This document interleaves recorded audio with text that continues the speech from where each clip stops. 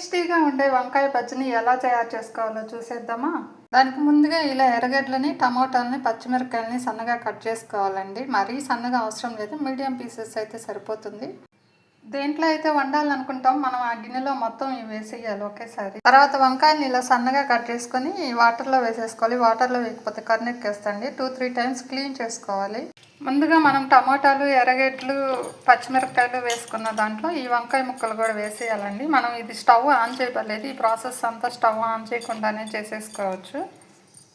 ఇప్పుడు స్టవ్ వెలిగించి దీన్ని స్టవ్ మీద పెట్టేస్తామన్నమాట. దీంట్లో ఉప్పు, కారం, పసుపు కొంచెం వేయాలి. చూసారా, ఇట్లా పసుపు, ఉప్పు, కారం వేసేసానండి. కారం అయితే కొంచెం వేసాను. ఆల్రెడీ మనం పచ్చిమిరపకాయలు వేస్తాం కదా, సో కారం అవసరమైతే వేసుకోవచ్చు, లేకపోతే స్కిప్ చేసేయచ్చు. దీంట్లో ఇప్పుడు నేను ఒక గ్లాస్ వాటర్ పోస్తున్నాను.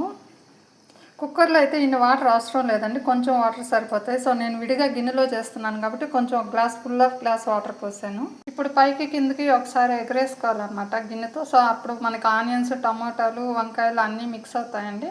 ఇప్పుడు మూత పెట్టేసి ఉడికించుకోవాలి, బాగా వంకాయలు మగ్గనివ్వాలన్నమాట. చూసారా ఎంత సాఫ్ట్ ఉడికిపోయిందో. ఇట్లా గంటితో ఇలా అంటేనే మెత్తగా అయిపోతుందండి ముక్క. ఇంకా మనకు ముద్దకం కూడా అవసరం లేదు, వాటర్ అన్నీ ఇనిగిపోయాయి.